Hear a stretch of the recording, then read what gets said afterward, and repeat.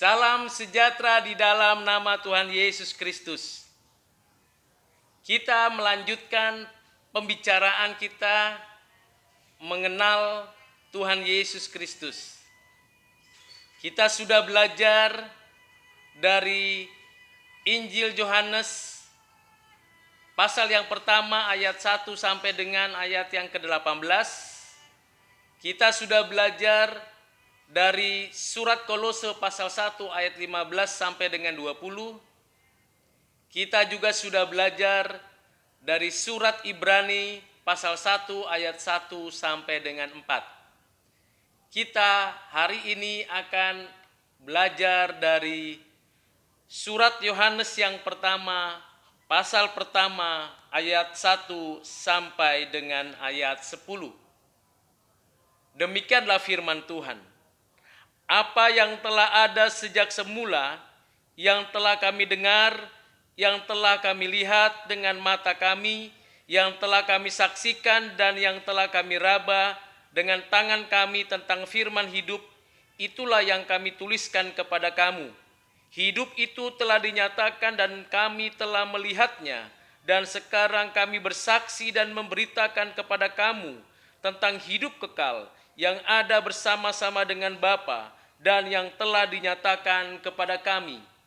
Apa yang telah kami lihat dan yang telah kami dengar itu, kami beritakan kepada kamu juga, supaya kamu pun beroleh persekutuan dengan kami. Dan persekutuan kami adalah persekutuan dengan Bapa dan dengan anaknya, Yesus Kristus. Dan semuanya ini kami tuliskan kepada kamu, supaya sukacita kami menjadi sempurna. Dan inilah berita yang telah kami dengar dari Dia dan yang kami sampaikan kepada kamu. Allah adalah terang dan di dalam Dia sama sekali tidak ada kegelapan. Jika demikian kita katakan bahwa kita beroleh persekutuan dengan Dia, namun kita hidup di dalam kegelapan, kita berdusta dan kita tidak melakukan kebenaran.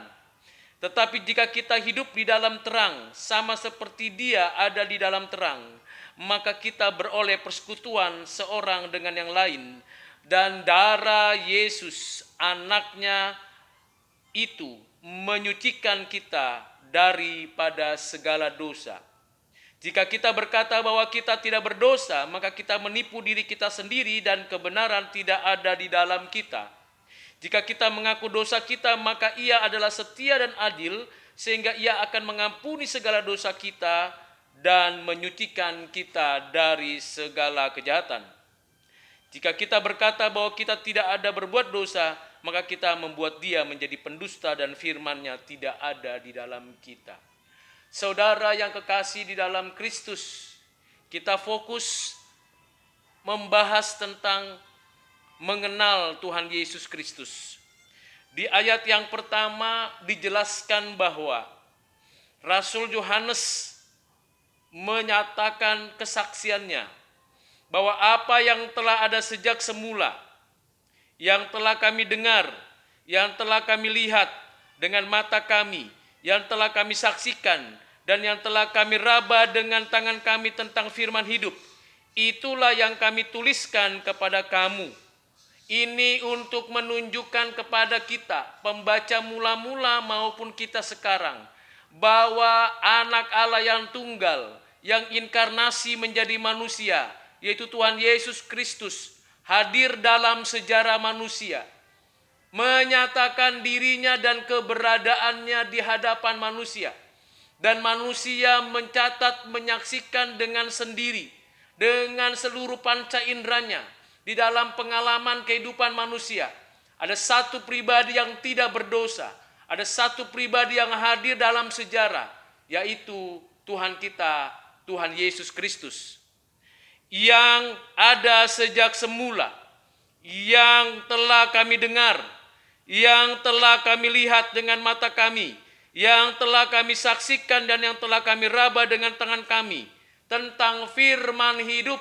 Ini untuk menunjukkan bahwa yang kekal, yang tak terhampiri, yang tak mungkin dapat dijangkau, yang tak mungkin manusia dengan sadar dengan sendirinya datang kepada Allah, sekarang anaknya yang tunggal itu datang, Anaknya yang tunggal itu menyapa kita, membawa kita kembali kepada Allah dalam persekutuan dengan Allah di dalam dirinya dan melalui dirinya. Dia adalah firman yang hidup, firman yang menghidupkan, yang meneguhkan, yang membawa orang kembali kepada persekutuan yang indah, yang mulia, yang suci, yang benar dengan dirinya Allah. Hidup itu telah dinyatakan. Hidup yang ada di dalam Kristus telah dinyatakan.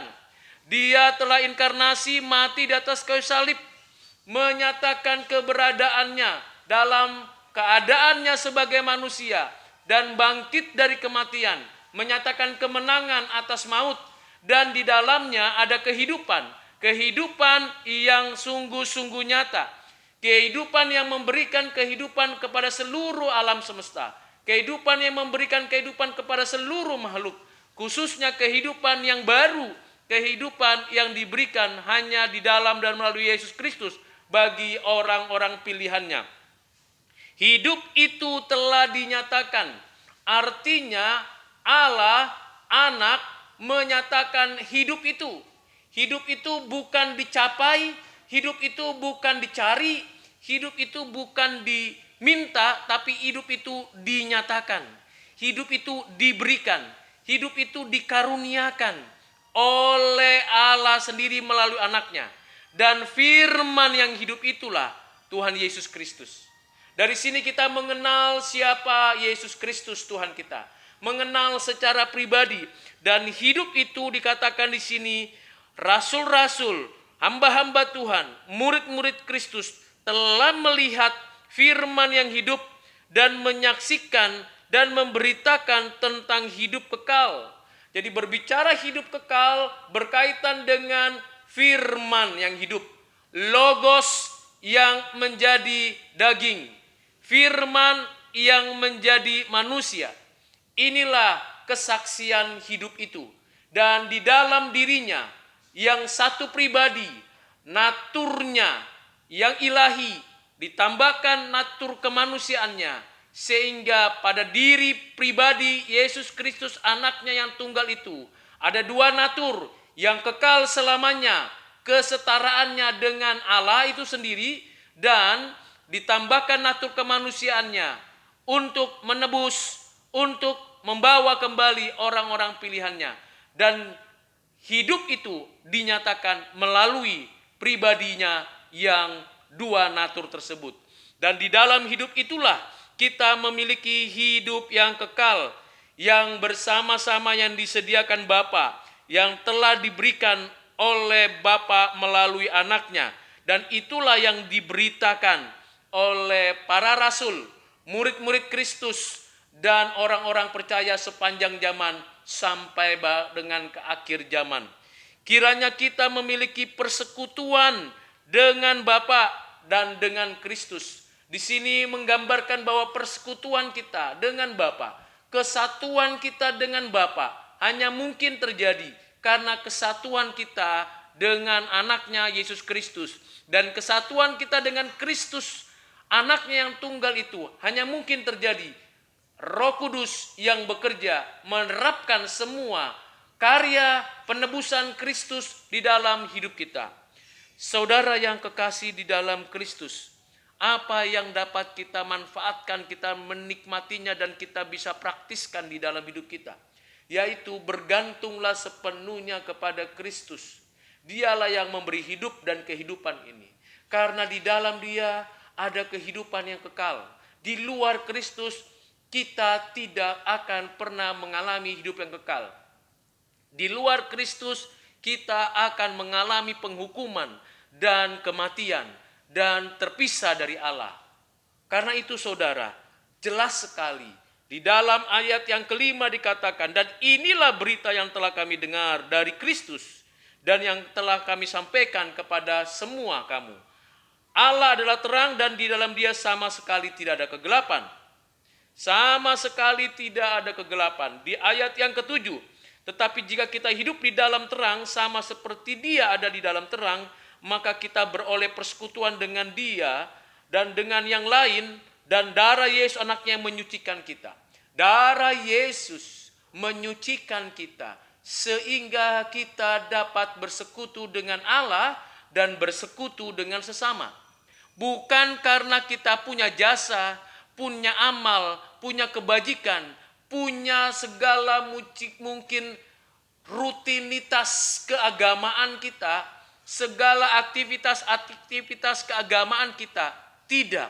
Tidak berdasarkan itu persekutuan kita dengan Allah, persekutuan kita dengan sesama, persekutuan kita dengan Allah Bapa, persekutuan kita dengan anaknya yang tunggal, itu disebabkan karena darah Yesus Kristus menyucikan kita.